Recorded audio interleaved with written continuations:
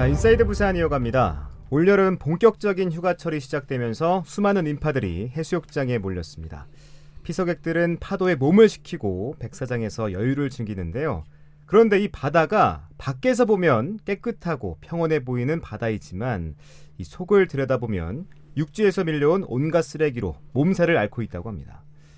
우리가 무심코 버린 쓰레기가 바다를 멍들게 하고 있는 건데요. 오늘은 바닷속에 감춰져 있는 이 쓰레기 문제, 그 실태와 대책을 좀 짚어봅니다. 쓰레기센터 이동학 대표 모셨습니다. 대표님 안녕하세요. 네, 안녕하세요. 네, 김용태 최고위원과 함께 저희 방송에 5개월 전에 출연하시고 네. 오늘 오랜만에 다시 찾아주셨습니다. 네. 어떤 일로 이렇게 부산을 찾아주셨습니까? 네, 일단 반갑고요. 네, 오늘 오후에 네. 부산 부산 사상고등학교에서 이 환경 쓰레기 관련된 강연이 있어가지고 네, 오게 됐습니다. 그래서 오랜만에 왔네요, 저도. 그러니까요. 네. 위원님이라고 불렀었는데 네. 오늘은 대표님이라고 좀 부탁드리겠습니다. 이렇게 웃으면서 시작했지만 오늘 네. 내용들은 사실 심각해요. 네, 그렇죠? 맞습니다. 네, 제가 앞서 설명해드리긴 했는데 바다에서 발견되는 이 쓰레기, 이 해양 쓰레기와 해양 오염 어느 정도 심각한 건지 좀 소개해 주시죠. 예, 우선은 바다 자체가 자연으로 이루어진 공간이잖아요. 그렇죠. 그런데 우리가 버리고 있는 여러 가지 이제 쓰레기들은 사실상 이게 성상 자체가 네. 자연에서 채취해가지고 가공한 것이긴 하지만 그 자연이라고 하는 건 석유죠. 그렇죠. 석유를 통해서 이걸 정제해가지고 플라스틱으로 만들어낸 건 인공물질입니다. 네. 인공물질은 분해되지 않고요. 결국 이게 육지에서 제대로 처리되지 못하면서 바다로 많이 가게 돼요. 그래서 그 바다에서 인공적인 물질이 그 자연체로 들어가게 되는 거니까 그것이 이제 미치는 생태계의 영향들이 굉장히 크죠. 근데 그게 뭐 조금 들어가는 게 아니라 연간 지금 그 연구 자료마다 좀 다르긴 한데요. 최소 네. 400만 톤에서 한 1,300만 톤 이게 전 세계에 바다로 그냥 무지막지하게 들어가고 있습니다. 이게 1,300만 톤 하면 머릿속에 이게 잘 안 떠올려지실 텐데 네. 1톤 트럭을 머릿속에 떠올리시는 건 쉽죠. 그렇죠. 그럼 1,300만 대 분량이라고 생각하시면 됩니다. 그 트럭이. 네. 네. 자, 그러면 해양 쓰레기가 발생하는 원인부터 좀 짚어봐야 될 것 같은데 주로 플라스틱인지 뭐 생활 쓰레기가 대부분인가요? 아니요, 그렇진 않고요. 이제 뭐 분석되는 거에 따르면 이제 어구, 어망 이런 것들이 많습니다. 그러니까 왜냐하면 우리가 해양 생태계 자체가 네. 우리 어떻게 보면 식량 창고잖아요. 그렇죠. 그러다 보니까 이제 이 어업을 하는 과정에서 발생되는 이 어구 어망들이 많고 그물 쓰레기가 50% 아마 이상을 차지하게 될 것이고요. 나머지들은 그 이상 되는 것들은 뭐 잡다한 쓰레기부터 해서 상당히 많죠. 이제 플라스틱이 일단 기본적으로 굉장히 많을 수밖에 없고요. 네. 예, 비닐봉지도 많고 그다음에 페트병 이런 것들 기본적으로 많고 비닐봉지와 페트병이 많은 이유는 비닐봉지는 1년에 아마 전 세계적으로 한 5조 개 정도 이상이 사용되고 있어요. 5조개요? 네, 5조 개. 네, 1년에. 그리고 페트병 거의 1분에 한 100만 개씩 팔려나가고 있거든요. 네. 전 세계적으로. 그러다 보니까 이게 생산량도 많고 사용량도 많다 보니까 당연히 쓰레기의 비중도 많아질 수밖에 없는 거예요. 근데 그것이 네. 제대로 각 국에서 제대로 처리가 된다면 이런 문제 별로 발생되지 않죠.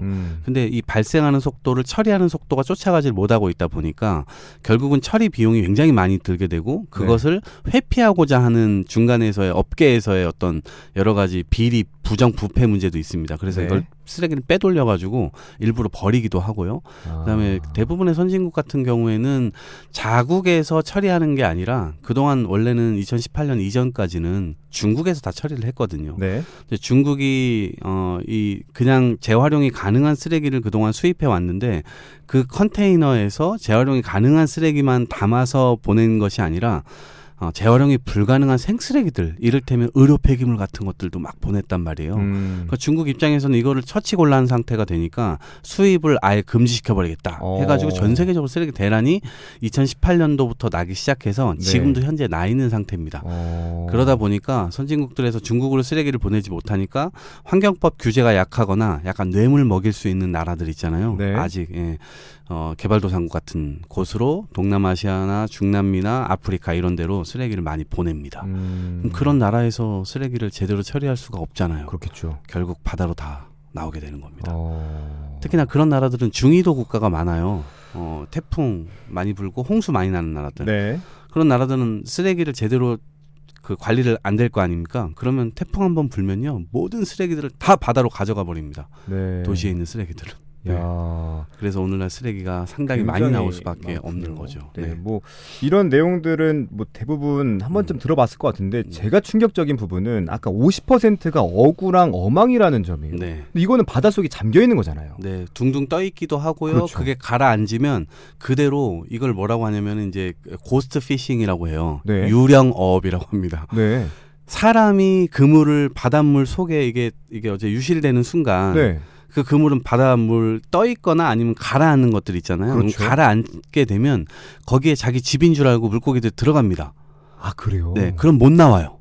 그럼 죽겠네요. 죽는 거기서? 거죠. 그래서 이 그물 그건 근데 분해도 안 되잖아요. 그러니까요. 영원히 거기에서 계속해서 그 물고기 시체를 만들어내는 공간으로 완전히 바뀌어 버리는 거예요. 그러니까 처음에는 인간이 어떤 먹거리를 위해서 이 그물이 엄청난 역할을 하다가 네. 완전히 바다 생태계를 떼죽음으로 만들어 버리는 무서운 이 인공 물질로 바뀌어 버리는 거죠. 네. 그럼 네. 이것들은 뭐 부실될 위험도 없고. 네. 그러니까 계속 남아 있는 거 아니에요? 남아 있는 거죠. 플러스 네. 계속 생산하는 거네요. 네, 계속 생산되는 거죠. 근데 그거는 이게 어쨌든 분해가 되질 않잖아요. 그러니까요. 그러니까 계속 영원히 남아서 그냥 아이고. 계속 물고기들을 죽이고 있는 거죠. 네. 근데 이게 50%다. 네. 네. 굉장히 많습니다. 이게 우리나라만 해당되는 문제가 아니잖아요. 국제적으로 다 문제다라고 그렇죠. 네. 말씀해 주셨는데 네. 최근에 해양 쓰레기 문제로 중국에 다녀오셨다고요? 그렇죠. 네.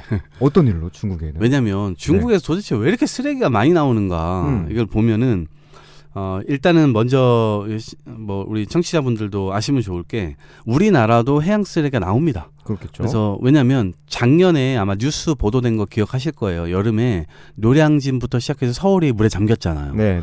저지대가 주로 물에 많이 잠겼고 그러면서 뭐 반지하부터 해가지고 굉장히 사시는 분들이 아픔을 겪었지만 거기에 있는 가전, 가구 이 모든 것들이 물에 잠기는 순간 쓰레기가 되는 거예요. 맞습니다. 네, 그거는 뭐 어떻게 따로 처리될 수 있는 게 아니에요. 그리고 사람을 구하지도 못할 정도로 뭐 하여튼 암울한 상황이었는데 뭐 이런 쓰레기 떠내려가는 거 이런 거를 뭐 그때 막 이럴 수 있는 상황이 아니었잖아요. 그대로 다 한강으로 빨려 들어갔어요. 네. 그 쓰레기들이. 그러니까 그 한강을 통해서 결국 또 바다로 다 가게 되는 거잖아요.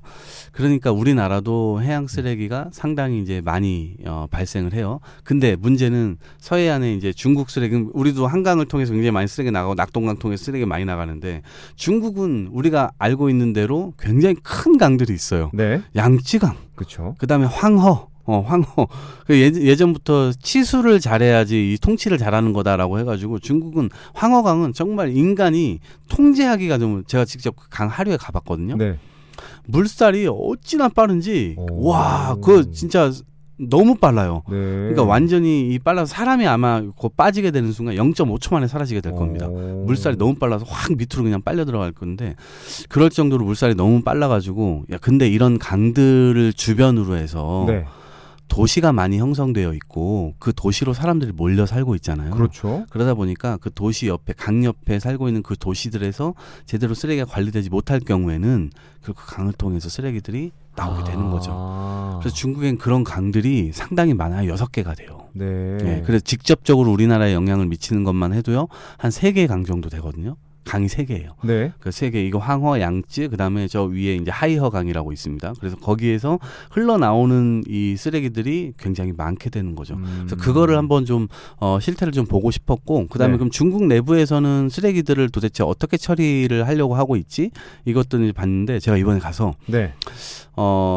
중국은 식당에서 네. 설거지하는 사람과 그다음에 설거지하는 뭐 이렇게 설거지대라고 하나요? 그 설거지하는 공간이 사라지고 있더라고요. 그럼 어떻게 서비스를? 그러니까 그릇에 음식이 나오면 그릇에 담아가지고 네. 손님들한테 주고 네. 손님들 나가시면 그 그릇을 차곡차곡 상자에 담아요. 그러면 어떻게 처리해요? 그러면은 세척을 전문적으로 하는 비즈니스 업체가 있습니다. 아, 네. 그 업체는 그러면 계속 설거지만 하는 거예요? 그래서 그 설거지거리를 탑차로 이제 실어 갖고 가요. 네. 쫙 쌓아갖고 쫙 돌 거 아닙니까? 그 그렇죠. 도시에 그 서비스를 활용하는 식당들이 많을 테니까. 네. 그걸 쫙 수거를 해갖고 그 설거지 공장으로 가서 그럼 그 설거지 공장에서 사람이 하느냐? 그것도 아니에요. 기계가 합니다. 오. 네. 그래서 첫 번째 단계에서는 그 음식물과 뭐 갖가지 것들이 그 상자에 들어있을 거 아닙니까? 그럼 상자와 그다음에 그릇과 쓰레기를 분리해냅니다. 네. 물에서. 네. 그리고 그걸 통해서 그 다음으로 가게 되면 이제 상자가 분리됐고 그다음에 숟가락과 젓가락과 그릇. 이걸 또 다 분리합니다. 네. 그러니까 이거 살균 세척을 해버려요. 오. 네, 그래가지고 약품으로 세척을 또 하고 그 다음에 또 완전히 살균 4번 정도를 해가지고 완전히 살균 다 해버리고 마지막엔 포장까지 총 7단계를 거쳐서 마지막엔 그 와. 그릇이 포장돼서 나옵니다. 근데 그걸 식당에서 안 하고 한 곳에서 다 하니까 굉장히 효율적이겠네요. 효율적이죠. 자연 친화적일 수도 있겠네요. 네, 효율적이고 이제 저는 이제 그거 거기에서 본 게 네. 우리나라도 그런 방향으로 갔으면 좋겠다는 생각인데 특히나 우리나라 장례식장.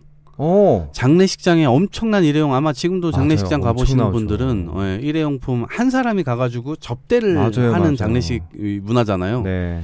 접시가 9개씩 쓰여요. 한 사람이 갈 때. 그리고 2사람이 가면 접시가 이제 몇 개 뭐 밥그릇 뭐 국그릇 또 더 추가되고 숟가락도 또 다 플라스틱에다가 다 일회용 다 플라스틱이죠. 비닐과 플라스틱. 네, 그리고 그 식탁보는 비닐 맞아요. 봉지로 이렇게 딱 이렇게 네. 깔아져 있고 그걸 그대로 떠가지고 그냥 다 쓰레기통에 넣는 거거든요. 맞습니다. 그게 지금 매립장이나 부산 같은 경우 생곡 매립장으로 가거나 아니면 소각장 가가지고 소각하거나 매립되는 거거든요. 근데 앞으로 우리가 생각해 보세요. 장례식 앞으로 노인 1000만 시대, 1200만 시대, 1500만 시대 이렇게 간다고 하는데 장례식장에서 무지막지한 쓰레기를 아무것도 재활용하지 못하고 이렇게 다 태워버리고 땅에 묻습니다. 이거 지속 가능할 수가 없잖아요. 그렇죠. 영화관 생각해 볼까요? 200명이 한 관에 들어가서 2시간 동안 영화 딱 보고 나와서 콜라 잔 200개를 어마어마해. 딱 버리고 갑니다. 진짜. 팝콘통 100개를 딱 버리고 가요. 네. 지속 가능할 수가 없잖아요. 네. 그래서 이러한 서비스들을 우리나라에서도 좀 상용화하고 실제 좀 확대시켜 나갔으면 좋겠다. 이런 거죠. 야구장도 마찬가지예요. 맞습니다. 축구장도 마찬가지예요. 맥주 마시는 거 다 일회용 안 됩니다. 네. 사람이 모이는 곳이라면 좀 이런 네. 방법들이 활용되면 좋겠네요. 네.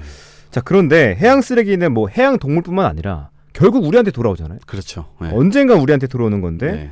이런 거를 계속 지속 가능하다는 표현과 함께 돌아보면 앞으로 어떻게 좀 대처해야 될까요? 아까 중국의 방법도 있지만. 네, 그러니까 최근에 나타나고 있는 현상인데요. 이게 우리가 이제 미세 플라스틱은 아마 많이 들어보셨을 거예요. 이게 5mm 이하라고 되어서 수치가 5mm 이하뿐만 아니라 이 나노 플라스틱이라는 개념까지 갔거든요. 네. 눈에 보이지 않아요. 맞아요. 그리고 예를 들면 이렇게 티셔츠 하나 입었잖아요. 이 티셔츠 아마 이렇게 택을 한번 보시면 여기에 폴리 뭐 이렇게 막 써 있는 거 있어요. 면 빼고. 네. 면은 뭐 그냥 자연에서 만든 거지만 폴리라고 써져 있는 쭉 폴리에틸렌, 폴리스틸렌 뭐 여러 가지 뭐 써 있을 거예요.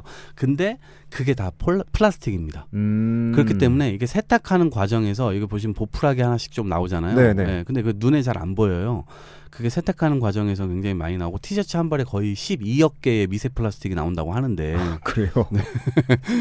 그게 안 걸리잖아요. 그럼 그게 하수 처리장으로 그 우리가 세탁한 물부터 시작해가지고 쭉 내려갈 거 아닙니까? 근데 네. 그 어느 필터도 걸리지 않아요. 그러니까 네. 결국 낙동강 하류로 가게 되고 그걸 통해서 결국 바다로 가게 되죠. 네. 그럼 물고기가 이거 먹을 거 아닙니까? 그렇죠. 뭔지도 모르고 먹을 거예요. 이건 뻐끔뻐끔 되다가 그 입으로 들어갈 겁니다.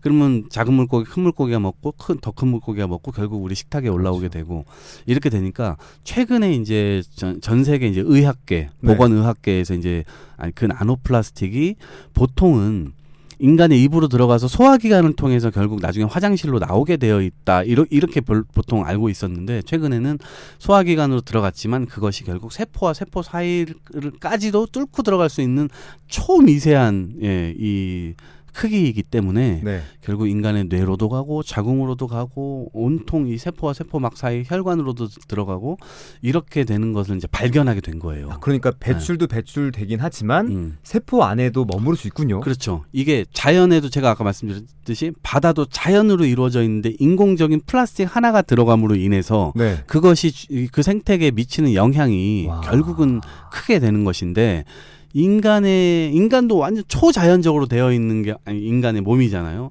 근데 거기에 인간이 만든 인공적인 물질이 인간의 몸속으로 들어간다고 하는 겁니다. 그것이 지금 이제 연구되고 있어요. 그게 의학적으로 과연 신체에 어떤 영향을 미칠 것인가. 뇌로 만약에 인공적인 이게 들어간다고 생각해 보세요. 벌써 좀 징그럽거든요. 어떤 영향을 미칠까? 네. 예. 그래서 그것에 대해서 지금 전 세계 각국의 이제 연구자들이 지금 이것에 대해서 연구를 하고 있는 상황이에요. 네. 그렇군요. 네. 네.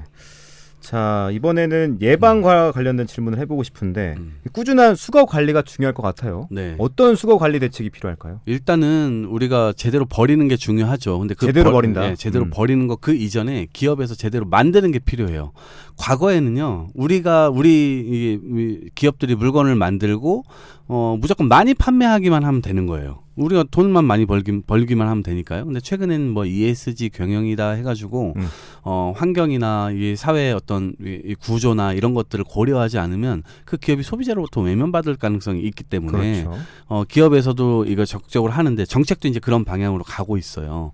그런데 이제 어쨌든 거기에서 책임이라고 하는 건 뭐냐면 생산하고 난 다음에 많이 판매되는 거에서 그쳤던 것이 과거의 패턴이라면 이제는 소비자가 사용하고 우리 회사에서 만든 물건이 최종적으로 어떻게 처리되지? 거기까지 계산해서 만들어야 됩니다.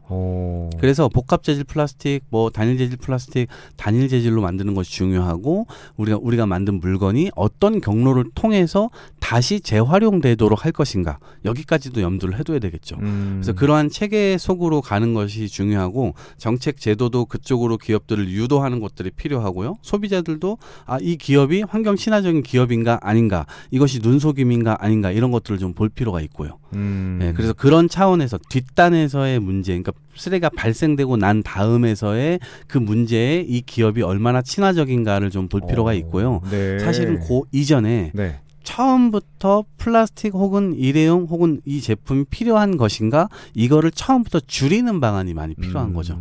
그래서 발생되고 난 다음에 어떻게 처리할지에 대한 어떤 이 논쟁보다는 그 이전에 어떻게 하면 처음부터 이걸 줄일 수 있지? 아까 제가 말씀드린 다회용 사회, 재사용 사회 이렇게 갈 것인가 이쪽으로 정책 방향이 좀 더 옮겨온다면 처음부터 쓰레기 발생을 좀 더 줄일 수 있지 않을까 생각합니다. 네. 어떻게 버릴까에 대한 생각을 많이 했었는데 어떻게 만드느냐, 네. 제대로 만드는 게 중요하다라는 부분도 언급해 주셨습니다.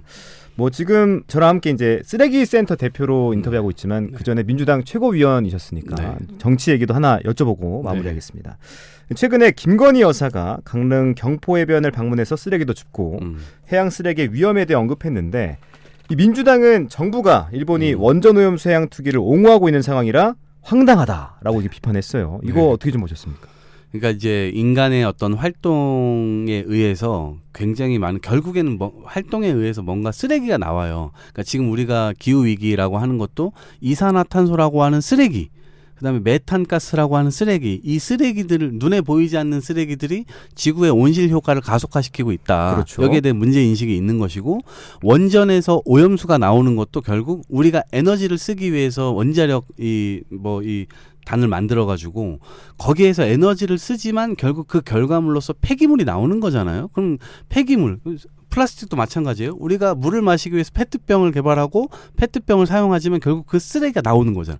모든 구조가 다 쓰레기가 나오는 구조가 되어 있어요. 그렇습니다. 그것에 대한 우리가 해결책을 갖지 않고 있어요. 지금 원전 오염수도 해결책을 갖고 있지 않으니까 지금 인류가 처음 맞닥뜨려 본 거거든요. 그러니까 이 부분에 대해서도 우리가 지금 윤석열 정부에서는 그 탄소를 좀 줄이기 위해서 우리는 신재생 에너지로 가는 전 세계적 조류가 있음에도 불구하고 그 신재생 에너지는 민주당 거기 때문에 약간 이념적으로 접근을 하는 거예요. 그래서 신재생 에너지가 아니라 원전으로 간다. 네. 원전 산업을 발전시키겠다. 이렇게 얘기를 하는데 국제적으로도요. 이 원전 산업이라고 하는 것은 이 텍소노미라고 해서 이 원전 자체를 친환경 에너지로 분류하고 있지 않습니다. 그렇기 때문에 이 지구의 어떤 전체적인 조류와는 우리나라가 좀 다른 방향으로 완전히 가고 있는 거예요.